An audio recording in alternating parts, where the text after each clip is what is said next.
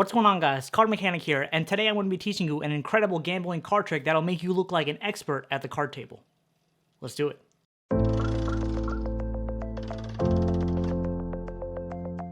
Now, before breaking this trick down, make sure you've seen the performance. I'll put the link on the screen and description because I really want you guys to see the effect that this trick has. So just to give you some background, this trick is known as the Gambling Magician, and that's because it shows off the gambling side of things while stacking cards and doing all that good stuff. And it also shows the magic side of things where you have the card eventually float up to the top.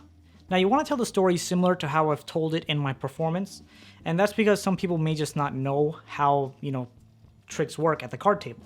So you want to kind of explain a little bit of that and tell that the dealer wants to deal the card himself. He's the card cheat. He deals to himself last. Hence, you're putting the card in the 4th position. So, of course, now you want to display how a card cheat would go about doing this. So you flip the card over, and now you start doing a Riffle Shuffle. And you want to get this card to the 2nd position in the deck, and the only way to do that is to make sure there's only one card that goes on top. So if you don't know how to do the Riffle Shuffle, I recommend you learn it. Now this, I'm going to tell you right now, this is not an easy trick to perform. And even though it takes, 30 seconds to perform, it is not easy whatsoever. I would probably say this is more of an advanced level card trick. So you riffle that up, put that one card on top, push these together like so.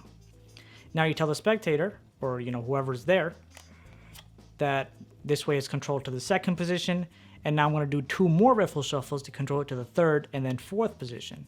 And of course, this wouldn't happen with the card face up. The card would have to be face down, and the riffling would be a lot faster.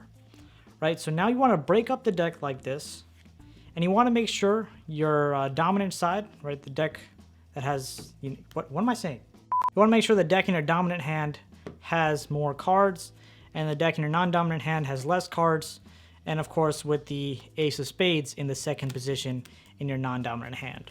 Right, so when you're pulling these cards across like this, you want to make sure you're grabbing the top portion with your non-dominant hand. Right, so now you're pulling that off like this. Again, this has to have more cards in your dominant hand. Now, when you're riffling here, I think this is probably the most difficult part of the trick. If you can get this down, you'll get this trick down. But let me tell you, it's not easy to learn at all. I've been practicing this for quite some time now. So now when you're doing this, when you're riffling like this, you want to make sure that that 2nd card gets lost somewhere down deep in the deck like so.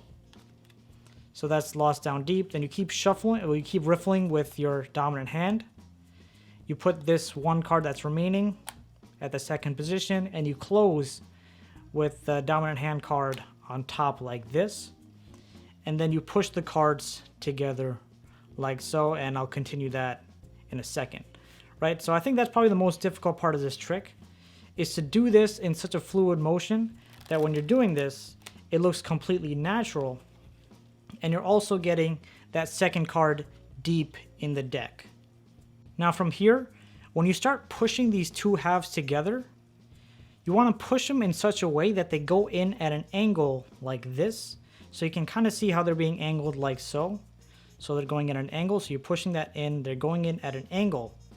So now you don't have the back view yet. I'll switch up the view soon. But now from here, you can kind of see where the Ace of Spades would be, right? So this is the single top card that was in the non-dominant hand, and the Ace of Spades would be located right here. So if we take a look, there's the Ace of Spades. So what you're really doing when you come over here like this is you're taking this top card from the non-dominant hand packet, pushing it square with the top packet here, and with this Ace of Spades that's right here, you're going to use your thumb. You're going to pull down. So now when you're pushing down, it looks like this. And now you're going to square up, catching a break above that Ace of Spades. So now when you split the deck again, the Ace of Spades comes to the top of the right-hand portion. And then you riffle everything together again, leaving that Ace of Spades on top. But of course, this entire time, you have to make the spectator believe that their card is going down one place at a time in the deck. So then you square all that up. And of course, you want to be consistent with how you're squaring up the deck. Square that up, push it together. And then at the end, you do your display that it's now in the 4th position but the real magic is moving it to the top. You do some kind of magic gesture, snap, whatever it is, slowly lift up the top card, and then you show it to the spectator. Now let me give you a better view of what's happening in the back. Now when the shuffling is happening in the back, right, we have our ace of spades here like so. We put it first face up. We split the deck like this. And now when we're doing the riffle shuffle, you want to make sure that it's only that one card that goes on top of the ace of spades. And now you can do this slowly since you're just demonstrating to the spectator how you would go about stacking the deck. And of course, again, here we have the ace of spades face up. Push these together like so. And then you display the ace of spades has moved to the second position. You now turn this face down, put this card back on top. You want to take off a small portion with your non-dominant hand, right? So you just take off a small portion of the cards like this, separate. And now when you're riffling like this, you want to make sure that you riffle a lot more cards with your dominant hand. And then you have this one card remaining in your non-dominant hand. Put that on top like this, and then put that last card from your dominant hand on top. So now if you look at the deck, it looks like this from the top. So now here you can probably guess the ace of spades will be the second card in this non-dominant hand portion. So in this case, it's in my case, it's the left hand portion. So there's the ace of spades right there. Hopefully you can see that. Now here, when you're pushing this together, you come like this. You're at an angle like this.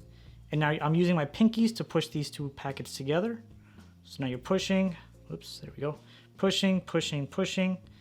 And now when the packets clear each other here on the bottom, we'll know that the ace of spades is the second card right here. So you can hopefully see that ace of spades, right? So now you're here. I take this card, I square it up with the top packet. So the ace of spades is now clearly showing here. You press down like so. This is where you're going to catch a break right above it. You're going to get a thumb break. You're putting these all together, and this may take an extra second or two. So you want to kind of practice speeding this up. You're here, you're squaring this all up.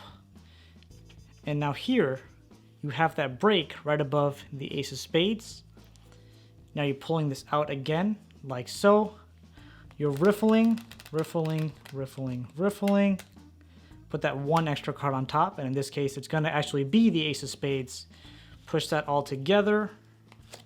There you go. You show it's actually the fourth position.